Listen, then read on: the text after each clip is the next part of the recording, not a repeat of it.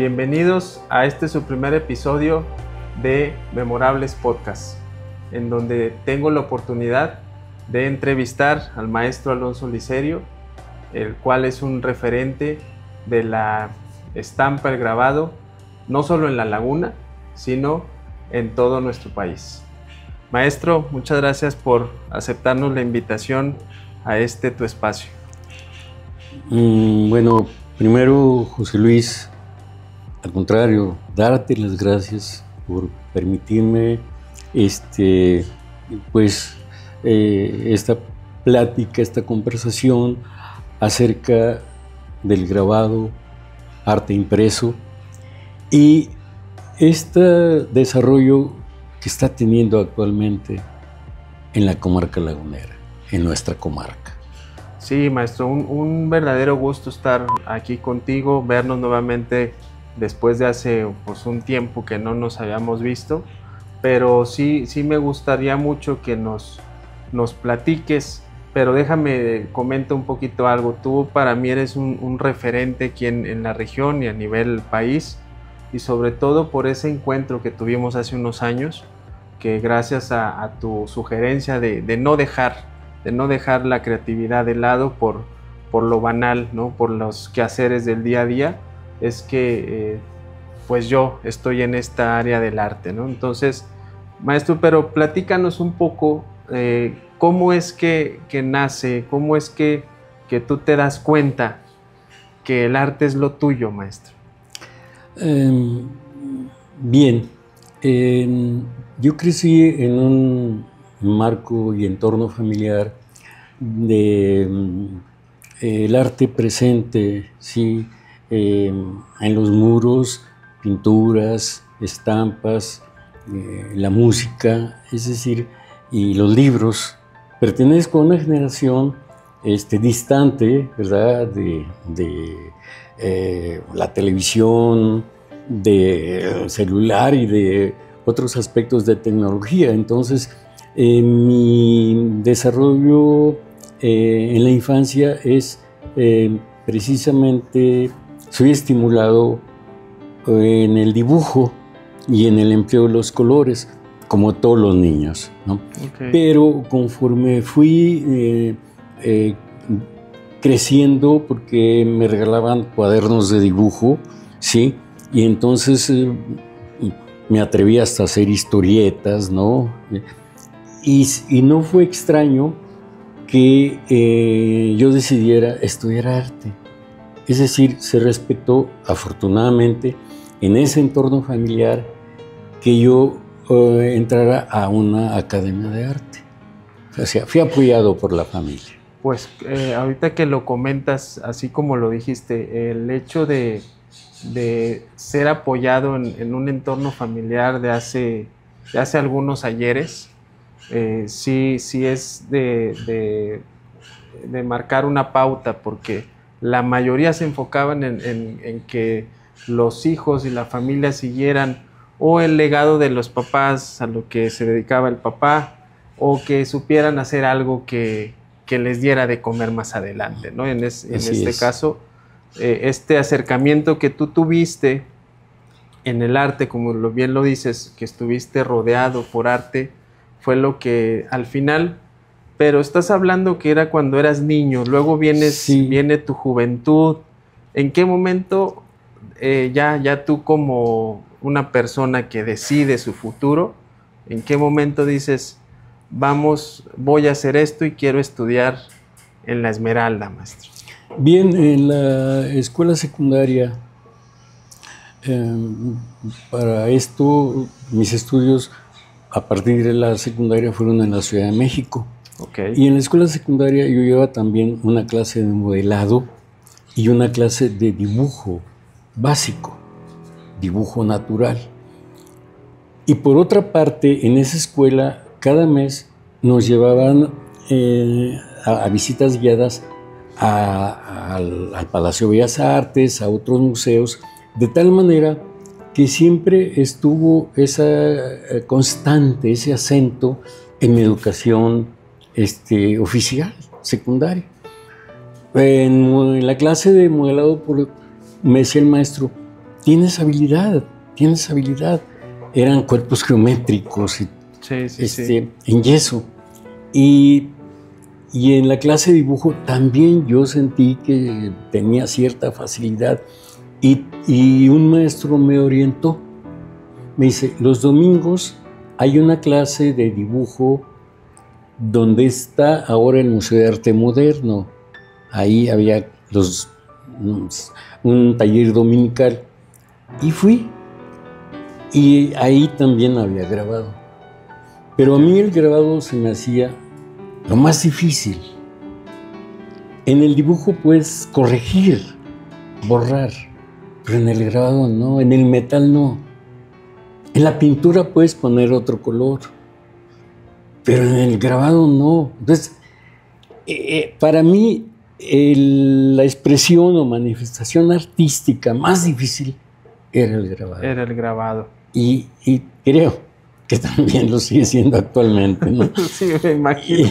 Para mí creo que también lo es. Y a partir de ahí ya comencé con el grabado, digamos, de una manera muy académica, muy formal. Y mi paso a la Esmeralda fue inmediato. Oye, maestro, un poquito antes de que llegaras a la Esmeralda, porque yo lo veo en este sentido como creador. Yo me di cuenta que el arte podría ser lo mío a los 29 años, maestro. ¿No? Yo ya tenía mi carrera hecha, tenía trabajo y todo.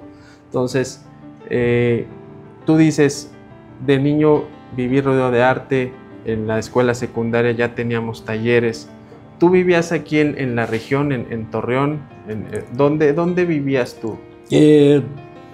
Yo en Torreón viví probablemente hasta los 9, 10 años. Hasta los 9, 10 años. Porque ya mi escuela primaria fue en la Ciudad de México. Ok. Sí. El trabajo de tus padres te lleva a Ciudad de México. A la Ciudad de México. Sí. ¿Qué hacían tus padres, maestro? Mi padre trabajaba en agricultura, en comisión. Mi madre había sido maestra y se dedicaba al hogar, pero lectora y amante del arte. Vaya, de ahí sí. Es que estabas tú cubierto por esas áreas y el trabajo. Sí, era como normal, cotidiano, ¿no? Oye, ¿y de familia, maestro? ¿Hermanos? No, les dio más bien por la educación, por la pedagogía. Ok. Sí.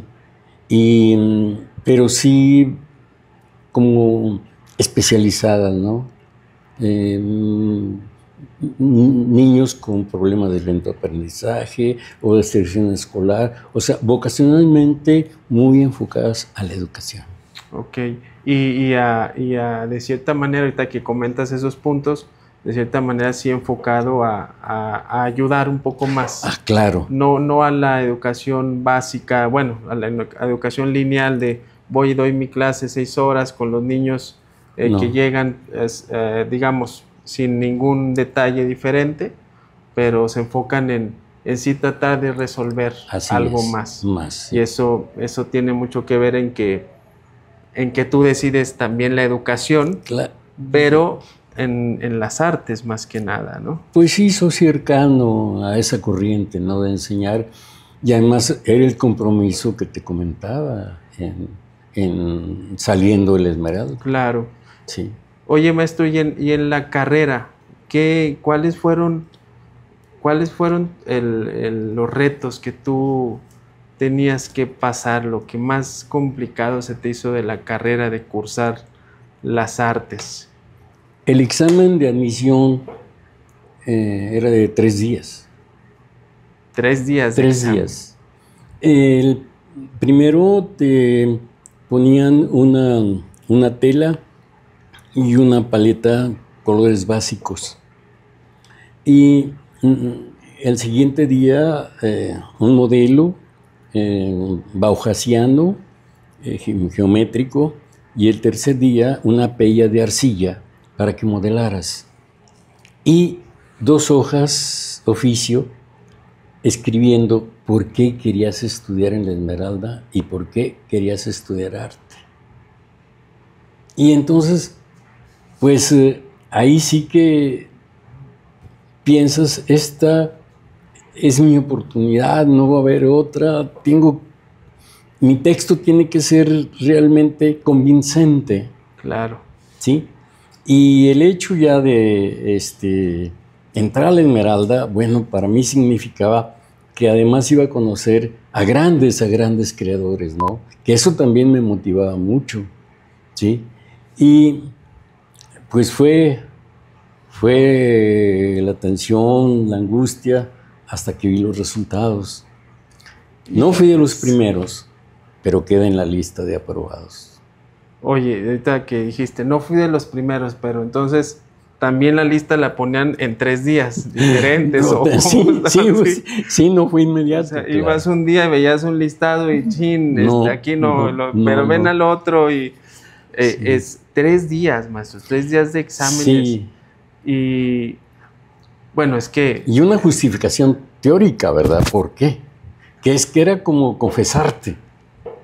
No, así lo veo, y ahorita por lo que platicábamos antes de que iniciáramos, es algo que te hace los cuestionamientos, ¿no? Claro. Lo que bien decíamos ahorita, los artistas ahorita, creo que la mayoría, así lo creo yo, el artista ahorita se hace los cuestionamientos, o los que están estudiando artes, se empiezan a hacer esos cuestionamientos incluso después de estudiar artes. Entonces, porque ahorita, en tu caso, son los mismos exámenes de una escuela de bellas artes como la Esmeralda a los que están ahorita, maestro. Bueno, creo que se apliquen ahora, ¿verdad? Pero ahí más que nada era importante porque 3 sinodales eran quienes calificaban tu obra. Sí, podía ser 2 acusadores y un defensor o un fiscal, o sea, tomaban en cuenta tu trabajo, sí, tus obras, ¿no? Y yo creo que estos maestros, pues quizá no se hayan orientado tanto a la clasicismo académico, sino a la expresión. A la técnica.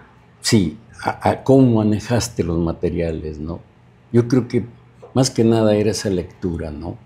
Sí, porque creo que antes era muy, incluso no sé si esté bien lo que yo vaya a comentar en la cuestión de la palabra, pero no sé si sea a que analizaban o buscaban mucho ver el talento en la persona, ¿no? O sea, creo que sí. Ver qué es lo que tú traes, sí, ¿no? A la aptitud. Porque podrías tú desenvolverte con una perfección absoluta en la escritura, decirme el por qué, para qué y todo, pero si no lo puedes desarrollar con tus manos, entonces expresarlo, esa es la palabra, entonces a lo mejor ahí ya tomaban decisiones difíciles para ellos, ¿no? Incluso. Pero sí, es algo que te tocó vivir en ese sentido para entrar a esa universidad. Sí, y por otra parte también la colita del ciclón de la escuela mexicana, o sea, grandes maestros, digamos, 2ª y 3ª generación de escuela mexicana, que básicamente eran 2 horas diarias de dibujo, independientemente de el tronco común y luego tu elección, la pintura, la escultura o el grabado, ¿sí? El dibujo era esencial durante toda la carrera, ¿sí? O sea, así fueras en 4º, 5º semestre, seguías llevando dibujo de una manera totalmente concatenada. Dibujabas en figura humana niños a 12 años, luego jóvenes, modelos jóvenes y luego modelos adultos. Y algo muy importante, y qué bueno que me preguntas esto, José Luis, porque el modelo de José Clemente Orozco del Prometeo en llamas, que está en Guadalajara y que tienes que ver acostado, porque sale, ¿sí? Del domo. El modelo era modelo en la Esmeralda, ya adulto, me tocó. Mira. Y él después se hizo yoga, vegetariano integral, y podía durar en la pose sin descanso. Creo que éramos conscientes de que estábamos en una academia importante con maestros que estaban en museos y en libros. O sea, sí teníamos ese concepto de valorar a los maestros que nos impartían clase, porque pues ya eran unos nombres dentro de la plástica en México, ¿no? Estábamos hasta ante los monumentos de la plástica en México. Y eso imponía mucho. O sea, por ejemplo, el maestro Juan Soriano, su clase era de 4 a 6. A las 4:10 no entraba ni el hijo de Díaz Ordaz. Cerraba. Una disciplina, José Luis, pues que podríamos considerar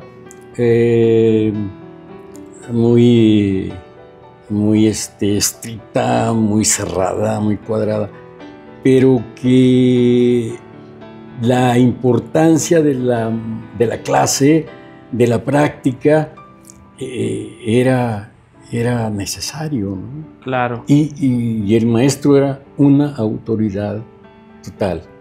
No sé si puedo contar algo que sucedió en clase. Sí, nos estabas contando del modelo. Un maestro, gran maestro, Eduardo Castellanos, paisajista de primer nivel, él nos daba una clase de teoría del color, pero con una aplicación práctica, no solamente el círculo y la gama cromática, sino aplicación en un trabajo. Y en un examen semestral llega, ve la luz cenital, la tarima, levanta un poco más la tarima, pone una manta blanca y una pieza de Talavera de Puebla, un florero de Talavera de Puebla, pero auténtico de Talavera, y pone de esas flores que no se secan, pinceles, lo pone y lo acomoda, y el grupo en círculo. Y pasa por cada uno de nosotros para ver la colocación del papel, y le dice un compañero: "Flores, maestro". Y hay un silencio. Y dice el maestro Castellanos: "Van Gogh pintó flores, pendejo". ¡Hijos! Y eso para nosotros fue así como: resuelve eso. Claro, sí. ¿Sí? Esa gama de colores que tienen estas flores secas. Entonces, lecciones de ese tipo y señalamientos de ese tipo, esas anécdotas nos hacían también tener una posición de un gran respeto. Pertenezco, puedo decirlo, a una generación de gran respeto hacia sus maestros. Claro, y como bien lo dices, o sea, te tocó que tus maestros fueran ya grandes maestros en ese claro. tiempo. Nos contabas también de una anécdota, algo que nos decías sobre el modelo de Prometeo. Sí, Melchor. Él, con el tiempo, pues, se convirtió en un modelo profesional porque él trabajaba en un circo. Y ahí lo descubre el maestro José Clemente Orozco. Él era contorsionista o acróbata, no sé. Y lo descubre para ser modelo de Prometeo, y Melchor nos contaba que ponía una escalera de tijera, el maestro José Clemente Orozco lo subía arriba y se acostaba en el piso, el maestro Orozco, a hacer todos los apuntes en papel craft con carboncillo. Y ahí lo tenía por horas. Ahí lo tenía. Él ya en la Esmeralda, mayor, pero sí nos asombraba mucho que no descansara. Casi levitaba, ¿verdad? Ya. Sí. También con una gran serenidad, sin tensión, relajado, ¿verdad? En las poses que ya sabía él. Había sido un modelo de Orozco. Sí, y que eso para los que estudiamos arte o los que estudiaron arte, pues es algo fantástico, ¿no? Poder contar con profesionales del modelado, claro, de ese nivel. Sí. Oye, maestro, ahorita que estamos hablando de algunas anécdotas y cosas así, ¿cuál sería alguna experiencia que tuviste en este estudio, en este paso por la Esmeralda, que te marcó? ¿Con algún maestro?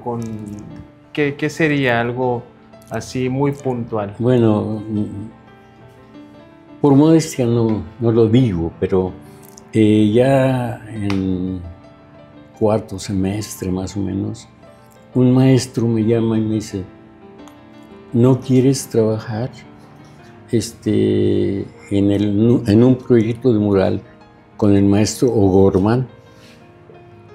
Sí, ¿cómo no? Ese mural está en San Antonio, Texas, Hemisphere Center. Son 30 metros.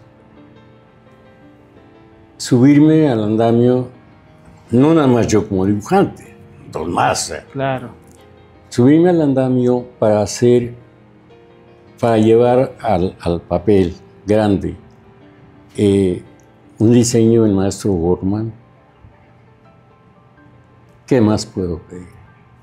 Y segundo, me caí del andamio. Hijo, esa sí es un detalle, ese fue el detalle. Sí, y le digo al maestro que nos convocó para el trabajo, le dije, me caí, maestro.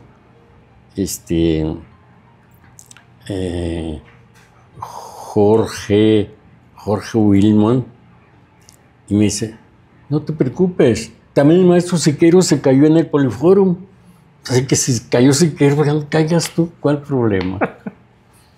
Eso no hay, que dice, no hay ningún problema. No hay ningún problema. No, pues es que eso, digo, yo que no estudié en una escuela de artes, pero no trato de imaginar eso que tú nos platicas de estos grandes del arte mexicano, tenerlos como guías, como maestros, pues era muy impactante, ¿no? Entonces, a eso le sumas que tú terminas tu carrera en la Esmeralda. Sí. Y ahora viene el reto, maestro, el reto de vivir del arte. Sí. Ya tenemos la libertad, ahora que sí, ¿qué hacemos? Así es. ¿Qué es lo que seguía para Alonso al terminar la universidad? En un programa inicial, primero eran las becas, tanto en la Academia San Carlos como en la Esmeralda, las embajadas con becas a, sobre todo, Francia, Polonia, Suecia y Europa posguerra. Y termina ese proyecto, ese programa, y comienza un nuevo programa para, mediante un semestre de pedagogía artística, podía solicitar un apoyo que se llamaba INVASEP. Okay. Ese apoyo consistía, y era nada más para estudiantes de provincia, que en provincia impartieras con acento académico pintura, escultura o grabado. ¿Sí? Y esa para mí fue importante porque circunstancialmente aquí no se conocía la estampa. hablas de Aquí no se conocía, hablas de la comarca lagunera. La comarca lagunera, exacto. Tú viviste desde la primaria, hiciste tu primaria ya en Ciudad de México, preparatoria, universidad, sales de la universidad, entras a este programa. Sí. ¿Y por qué decide Alonso venir a la comarca lagunera? ¿Para aprovechar ese programa o sí, qué te llamaba de acá? De la comarca? Era muy atractivo porque me interesaba que se conociera el grabado, ¿no? Okay. Que se difundiera, ¿no? Eso, y hasta la fecha, me interesa mucho el arte impreso, ¿no? La pintura es una obra que queda en el coleccionista o en el museo. La escultura queda en el espacio abierto como arte público o queda en un vestíbulo de una casa. Es monumental, tiene volumen, ¿no? Es decir, es diferente, pero es una. Y la gráfica es original múltiple. No es un grabado, no es una pieza. Sí, es democrático para todos. Puedes hacerlo serial la cantidad que tú quieras. Se reproduce. Así es. Y sigue siendo original múltiple. Mira, eso es muy, muy importante e interesante conocerlo. ¿Y qué te topas, maestro? ¿Qué es lo que llegas a la comarca con una técnica que aquí se desconoce? Sí. ¿Cómo es el recibimiento de esta técnica aquí? Bueno, primero, buena recepción, ¿no? O sea, creo que la obra, pues fresca y en papel, color, textura, y como que yo percibía que era bien apreciada, ¿no? La obra. Una vez leí un poema que decía: Señor, perdóname porque he cometido el peor de los pecados, no he sido feliz. Y un día envolví mis lágrimas en una hoja de fresno y las enterré bajo una piedra, allá lejos, donde habita el olvido. Qué bonito. Y es el poema, ¿no? Así es, así es. Y mi trabajo pues había sido seleccionado, no expuse cualquier ejercicio. En ese sentido fui cuidadoso y sigo siéndolo. Y puedo decir nombres, ¿no? Por supuesto. Sí, claro. La señora Sonia Salum, hada madrina del grabado, de estampa, dice: maestro, ¿qué necesita para un taller? Es una prensa y se adquiere la prensa. A la Casa de la Cultura de Gómez llega otra prensa de Bellas Artes y se empieza a abrir la enseñanza del grabado. Repito, circunstancialmente, ¿no? A mí me tocó. Bueno, sí, circunstancialmente, pero es eso, que tú tenías esa intención de promover esa técnica que tanto te gusta. ¿Cómo es, regresando un poco, cómo es que maestro, tú, de tener la pintura, de tener el dibujo, de tener la escultura, ¿por qué decidir el grabado? ¿Por qué el grabado? ¿Qué es lo que te llena para decir, de todas esas técnicas porque tuviste a grandes maestros en todas las técnicas, creo yo? Entonces, era motivacional en este abanico tan grande, ¿no? En lo que tú estudiaste ya en Esmeralda. ¿Por qué el grabado en sí? Hay un momento determinante. Cuando iba yo los domingos a Chapultepec a dibujar y pintar, ¿no? Acuarelita y todo, pero con modelo. Vi una exposición de grabado, la primera que yo vi, 12, 13 años. Dije, esto es lo que yo quiero hacer. Esto fue encontrarme a mí mismo a través de la estampa. Dije, esto es lo que yo quiero. Y a la vez se me hacía, repito, muy difícil. Muy difícil. Cuando me entregan una placa de cobre en la Esmeralda y el buril, no sé cuánto tiempo se detuvo el tiempo para yo empezar a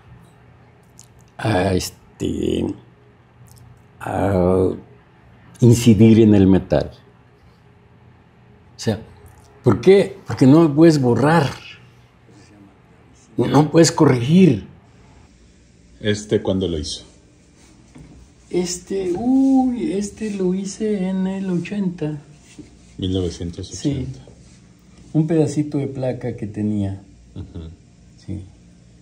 Y fue el primero. Ese fue el primero en metal. El primero en metal. El primero. ¿Qué le significa ese? La paz. La paz. Y la vida cotidiana, ¿no? Sí, los frutos terrestres.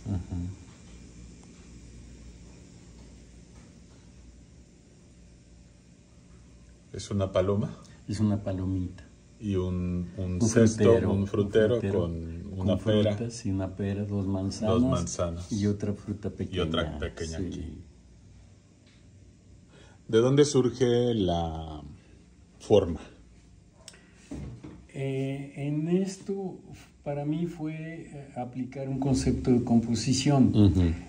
Nosotros leemos de izquierda a derecha y de arriba hacia abajo. Así leemos un libro. Entonces yo dije, mi composición tiene que ser a la izquierda. Y entonces ya comenzó aquí, luego siguió acá, pero luego aquí tenía un hueco y un claro muy bonito. Entonces dije, no, aquí tiene que haber otra fruta, aunque sea pequeña, una granadita, algo.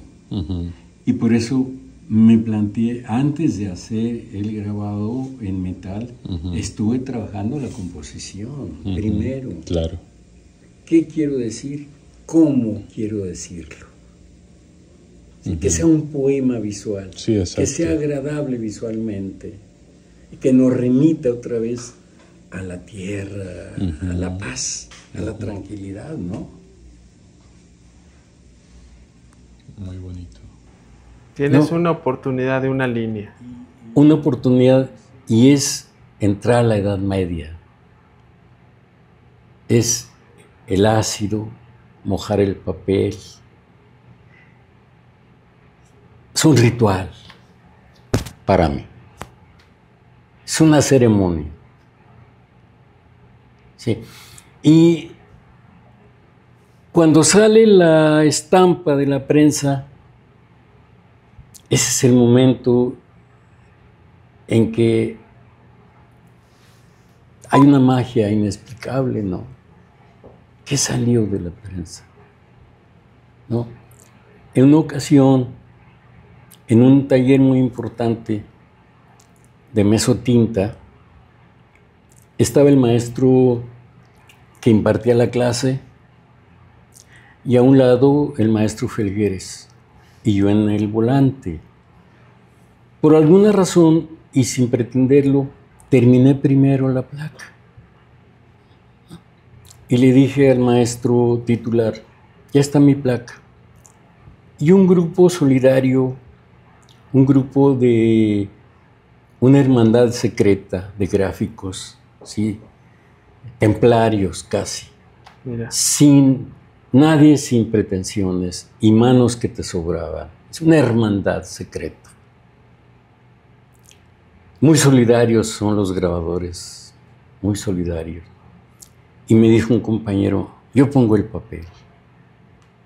Puso el papel, di la vuelta a la prensa y le di el honor al maestro titular. Subió los fieltros, sacó la estampa, la vio y me dijo, maestro Alonso, no va a dormir esta noche. Fue cuando yo te conocí en Zacatecas. Mira. Y el maestro, luego se la pasó al maestro Felgueres. Entonces, como que esas son calificaciones, José Luis, como que esas son aprobaciones, como que esas, cuando te das cuenta de que tu esfuerzo, tu compromiso y también tu solitud y tu recogimiento y tu compromiso contigo tienen un buen resultado. Claro, cómo no, maestro, recibir, como dices tú, esos comentarios de los maestros y de gente como el maestro Felgueres, que tuviste oportunidad de conocer, claro, de estar con él. Por ahí me comentaste y me mostraste, creo, tenías tú un gallito, sí, una escultura de un gallo del maestro Felgueres. Sí, así, ¿no? Es. Entonces, sí, pues digo, o sea, qué anécdotas, qué gratificante, maestro. Es muy gratificante sí, para mí escucharte y ver esa emoción de cómo tenías estos contactos con ellos y el cómo esta pasión por ese... Porque yo no sé si tú cuando viste esa exposición, pues creo que no lo sabías, tú no sabías a tus 12 años, o no sé si lo supieras, el ritual que llevaba todo el proceso para ver esa obra que tú viste. Entonces, creo yo que cuando empezaste a conocer todo ese ritual, pues más te llenó, ¿no? Más sí, la pasión se te arraigó más por la estampa. Sí, sabía que era en metal y luego entintado.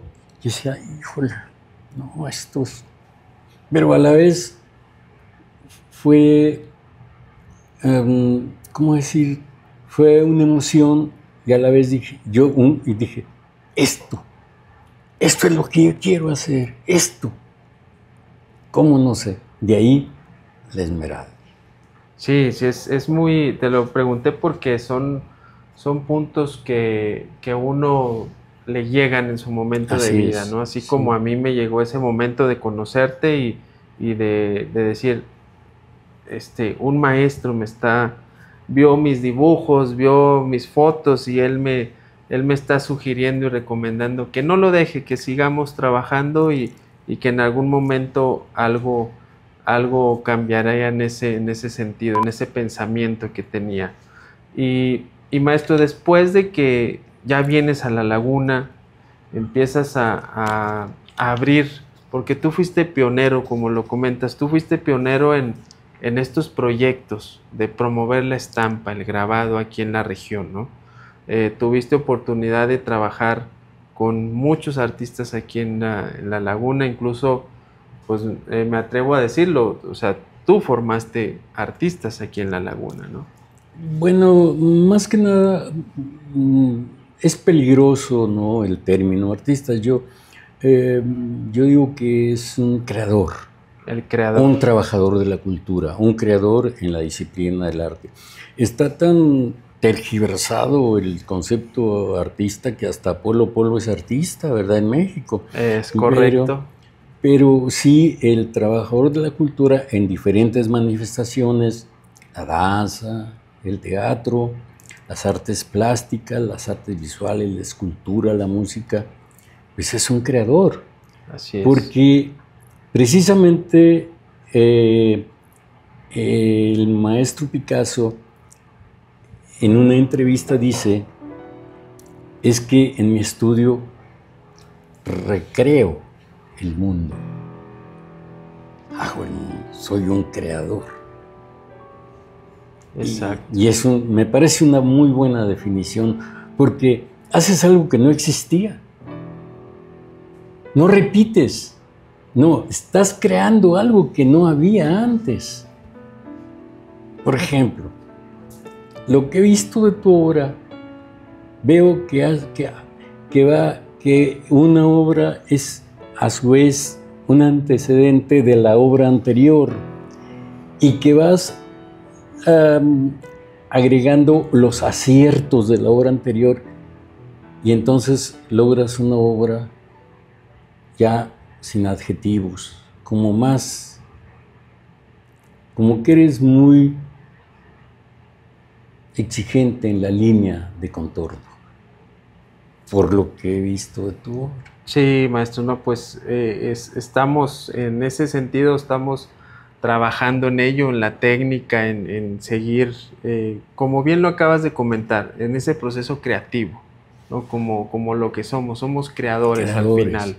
Entonces, yo veo que tú para mí tú eres un maestro, tú eres un artista, ¿no? En ese sentido, pero tú tienes una definición, maestro, tú tienes una definición de para ti qué es o qué debe ser un artista, qué debe ser este creador. Bueno, yo creo que serían dos señalamientos que yo acotaría. Uno, el dominio, sí, y el acercamiento a la técnica, para que ésta sea comprensible. Y segundo, ese compromiso social de tu momento histórico y no ajeno a los problemas sociales y la crítica al derroche y la injusticia social. ¿Por qué? Porque tu obra es para los demás, es para tu comunidad, ¿sí? Y es para tu momento histórico. Entonces, no estás en una cápsula y ajeno a toda la realidad social. Estás inmerso, perteneces a un momento histórico. No, y el dominio de tu técnica, que va depurando tu obra y que va siendo apreciada y que logre emocionar al espectador. Así es. Que esa espiritualidad y ese acento humanista que das en tu obra, sea cualquier manifestación, es para los demás. Y los demás la perciben. Sí, como lo decías, ¿no? El artista depende del observador para que la obra se termine o para que eso llegue al punto en el que estamos buscando, ¿no? Que sea comprendida la pieza. La experiencia estética se cumple. Así es. Oye, maestro, y hablando de este tema un poco, ¿tú qué opinas al respecto? ¿Cómo ves ahora los retos para los creadores? Porque tú tuviste una escuela muy diferente a la que todos ahorita tenemos. Ahorita hay una oportunidad enorme de que la gente se inscriba hay escuelas de diseño, hay escuelas de arte, por muchos lugares ahora, ¿no? Entonces, ahora cualquiera se inscribe que tenga ganas de hacer algo, de crear algo, se inscribe en una escuela y sale con el título de artista plástico, ¿no? Pero dejando eso de lo que uno puede estudiar ahora, los retos que conlleva a en este momento histórico de que tenemos tantas herramientas, maestro, por así de llamarlo, tantas herramientas, que qué tan bueno puede ser esto para en lo que la creación, qué tan bueno es y a la vez cuál sería el reto para los nuevos creadores. Digamos, vámonos de lleno a lo que es la inteligencia artificial con todo esto del arte. Bien, yo realmente no tengo una gran información, pero, por ejemplo, sí hay que señalar esto. En la estampa, en el grabado, las convocatorias más importantes, las bienales más importantes, la Bienal de Puerto Rico, que es la más importante de Alaska a la Patagonia, él señala en las bases la estampa en técnicas tradicionales. las estampas con un recurso y un tratamiento de la gráfica, de la computadora, no son aceptadas. Primero, porque la tinta de las impresoras no se sabe cuánto tiempo vaya a durar en el papel. Y segundo, porque el contenido ya no corresponde a una creatividad operativa manual del creador. Y segundo, esta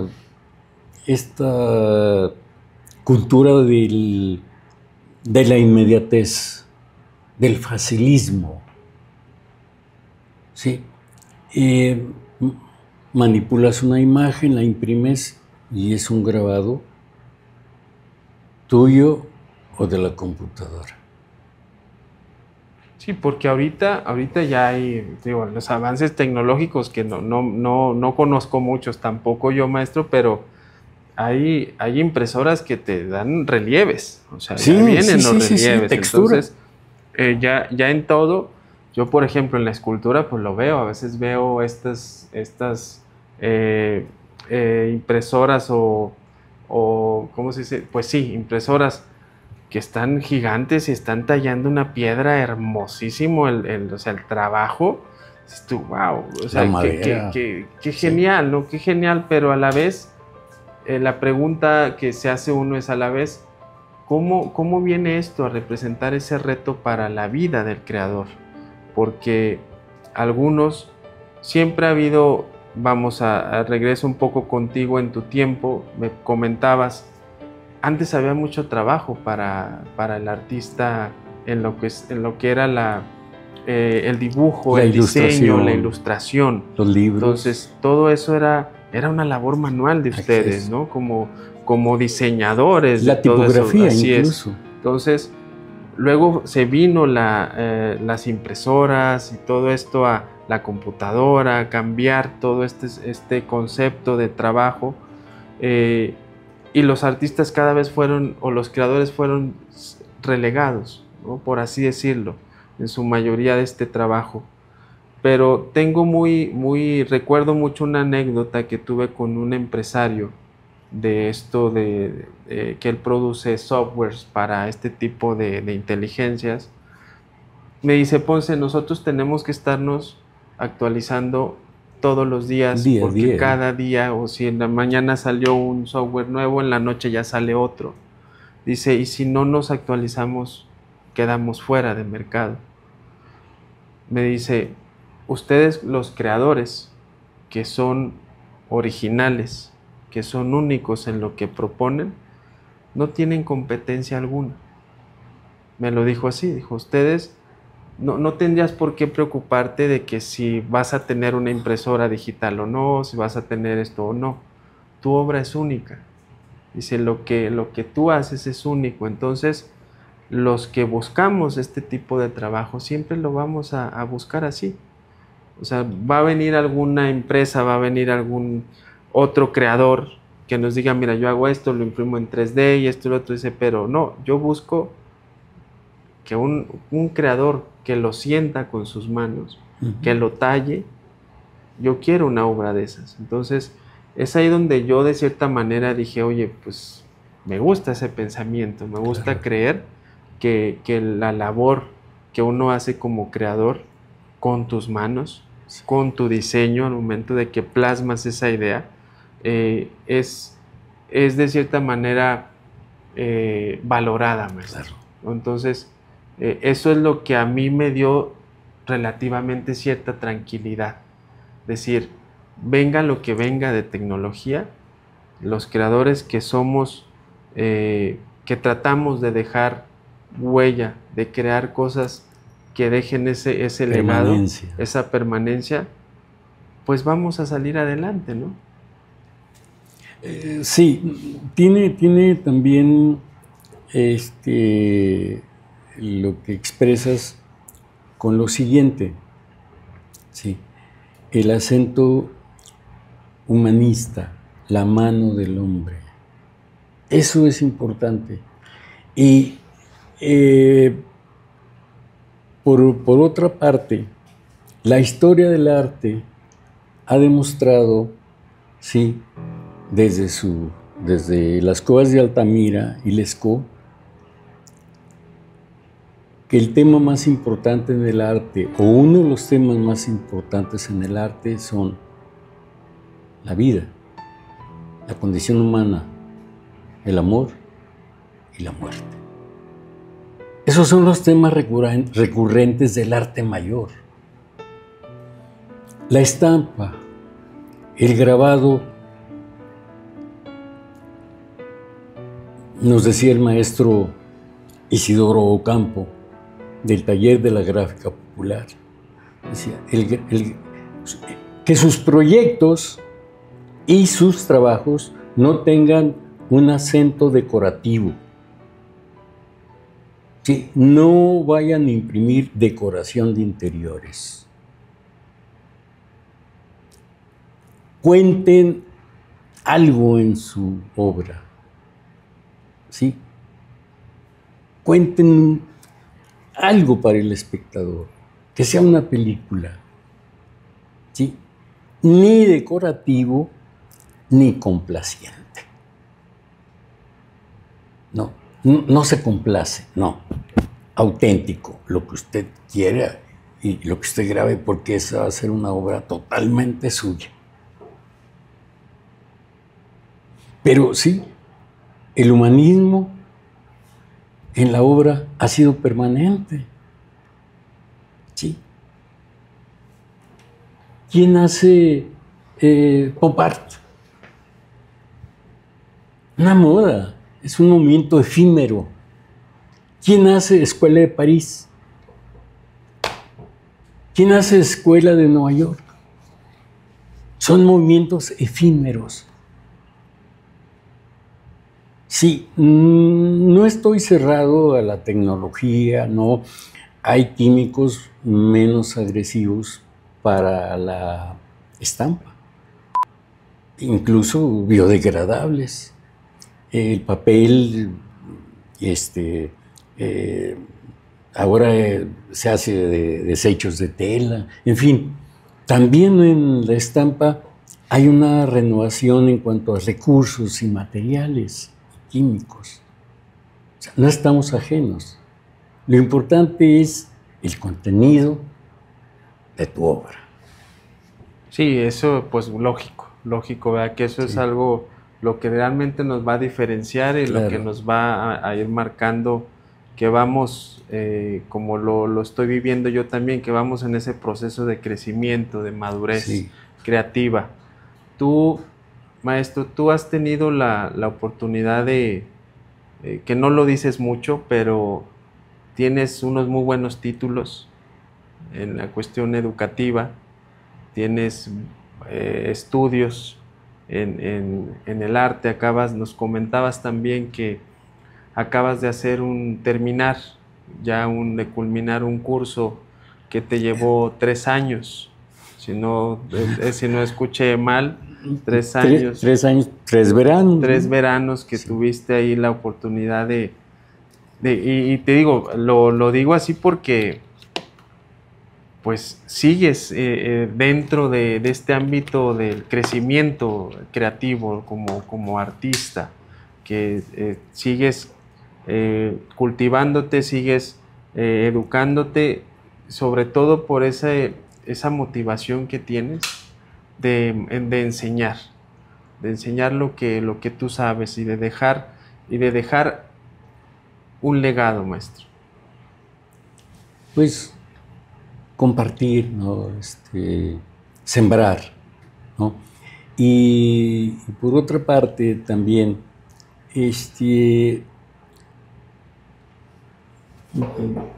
con mucha honestidad te lo digo, yo pretendo que sea un rinconcito de la Esmeralda en la comarca lagunera. Tiene ecos de mi taller y enseño como a mí me enseñaron. En ese sentido. Y en cuanto a la responsabilidad que tienes como maestro de enseñanza artística, pues es una tarea que requiere también, pues no sé si una vocación, o en mi caso yo digo que se me facilita un poco, ¿no? Porque vengo de una familia de maestros, pero sí es muy satisfactorio, ampliamente satisfactorio, cuando descubres que tus talleristas están creando una obra con un valor estético, con un acento humanista, con un acierto, ¿verdad?, en la presentación y en la limpieza y en esa asepsia de la estampa, ¿no? Entonces, esa es muy satisfactorio como instructor. Claro, cómo no. Y con esto, maestro, para ti es una pregunta que te quiero hacer. ¿Para ti qué es ser memorable, maestro? Para mí, ¿qué es ser memorable? Pues dejar huella, ¿no? A mí me gusta mucho este concepto del magisterio como el sembrador. ¿Sí? Esparces la semilla. ¿Sí? Si doy una conferencia en Azas Durango, me place, me es tan satisfactorio enseñarle lo que es la estampa en México, aunque sea vuelo de pájaro. Es decir, me es grato, me llena mucho compartir este conocimiento y este acercamiento a algo que no conocían, descubrirles esta maravilla de la estampa, ¿no?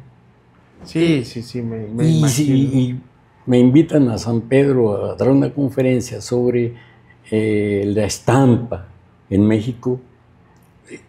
Me emociona mucho hacer esta reseña, ¿no? Y apoyarlos en la lectura de cada grabado. Oye, maestro, ¿y qué es lo que ahorita? Porque me imagino que traes algún proyecto, traes algunas cuestiones que hacer.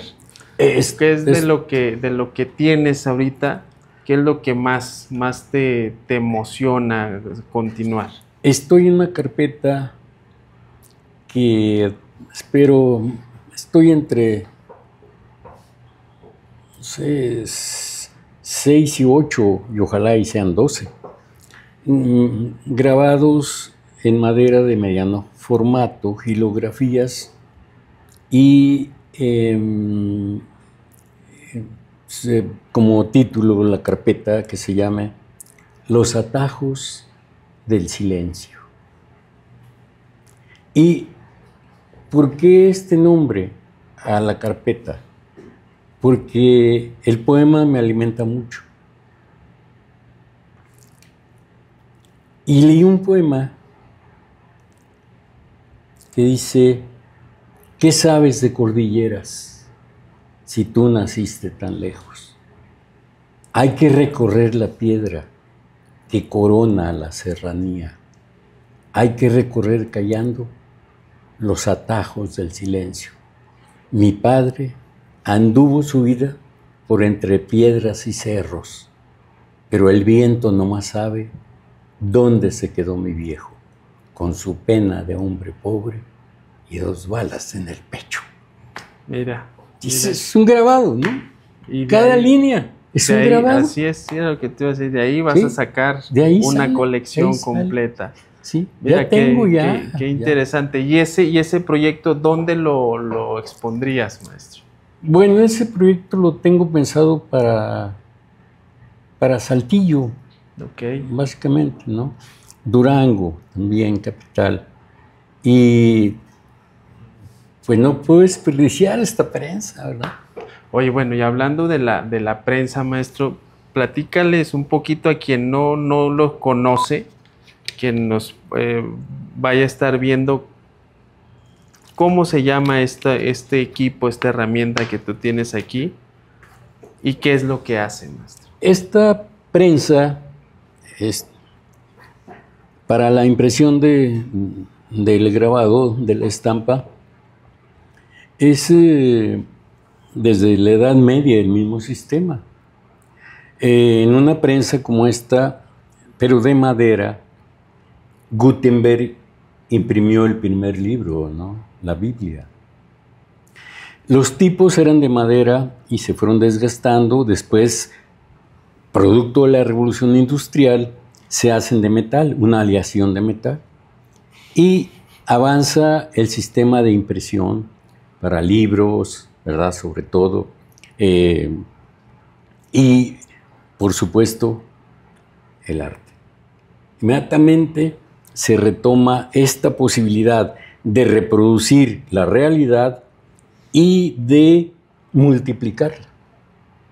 Y entonces, pues viene Martin Schongauer, viene Durero, viene Goya, viene Rembrandt, los grandes, el maestro Tamayo, el maestro Cuevas, el maestro Toledo.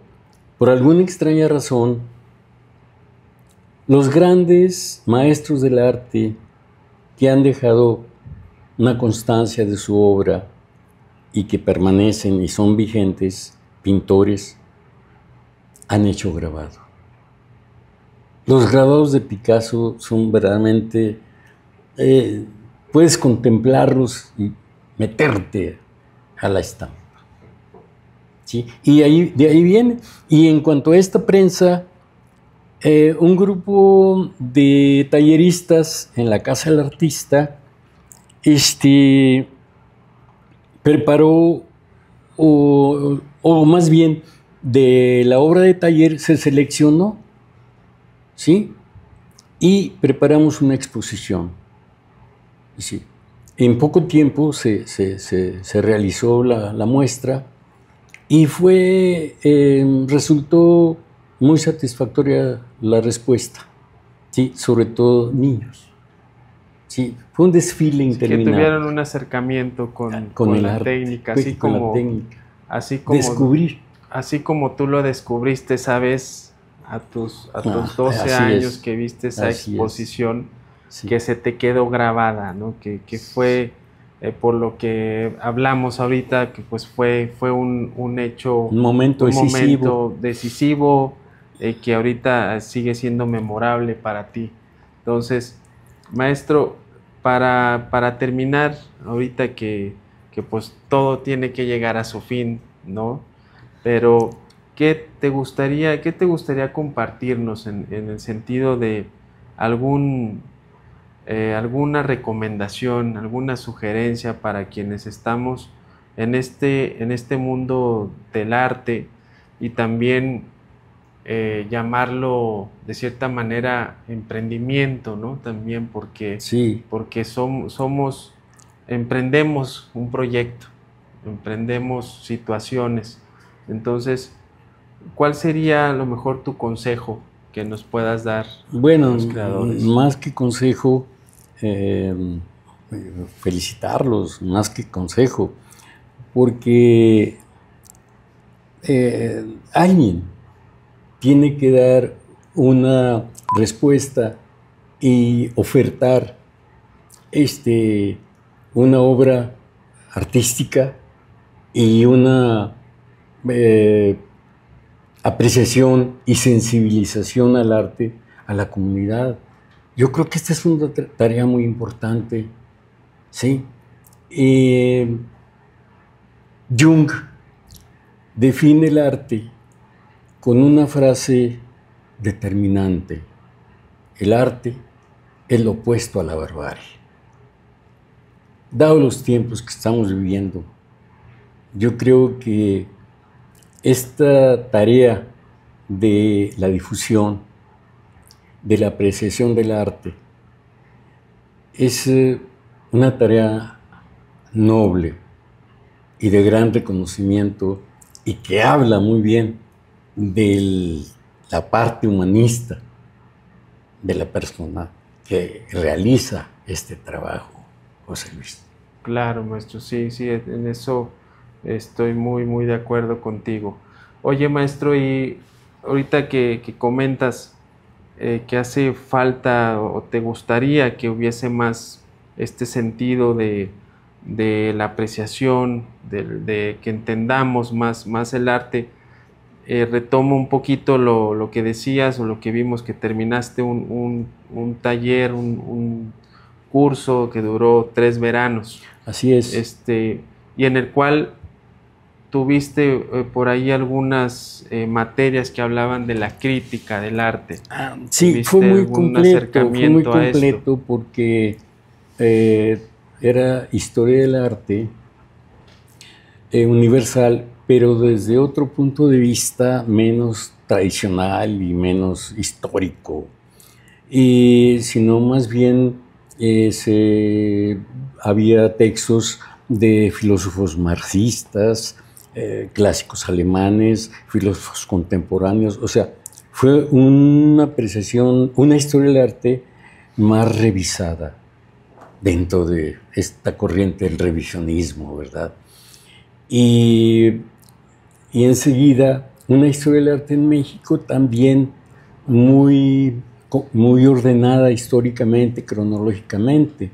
El arte prehispánico, virreinato, siglo XVIII, siglo XX al presente actual, también desde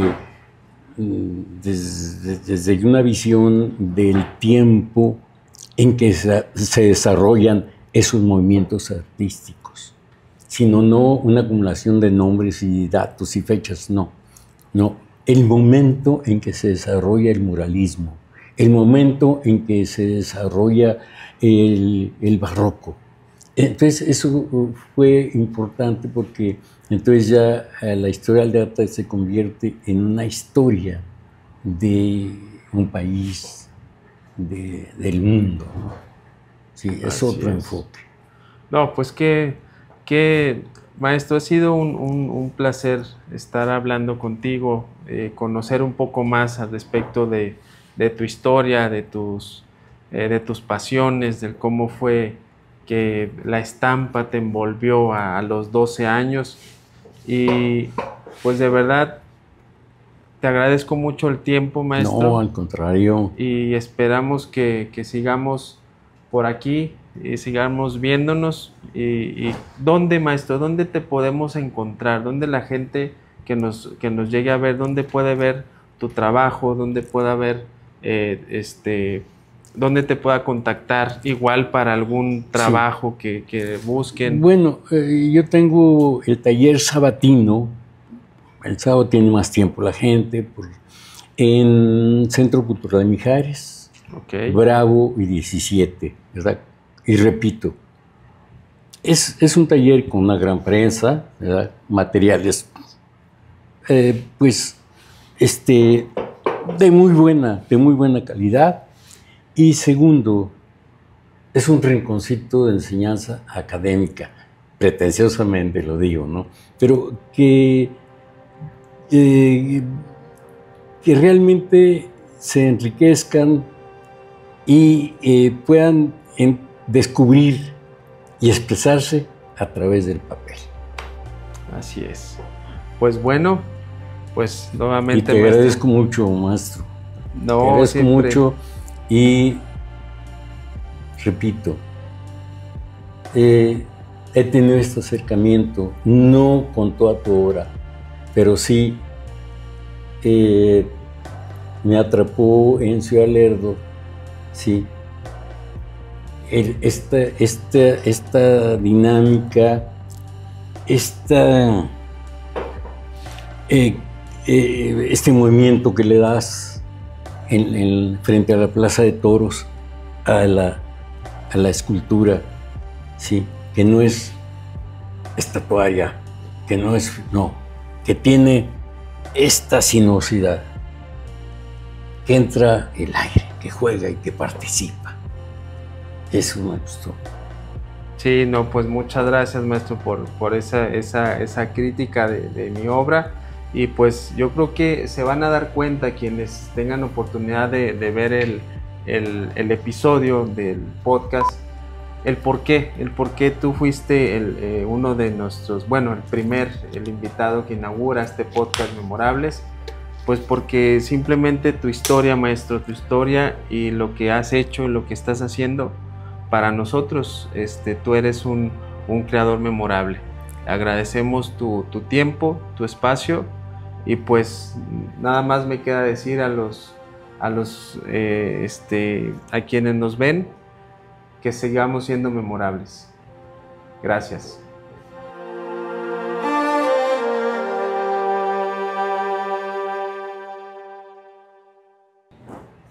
Muchas gracias, maestro. Gracias, maestro. De verdad que sí, te agradezco mucho y qué padre tener esta oportunidad de platicar así. No me fue dado el don de la palabra. No, hombre, ¿cómo no? Imagínese si se... Hombre, le quedó muy bien todo. No, yo me expreso en el papel. Yo no.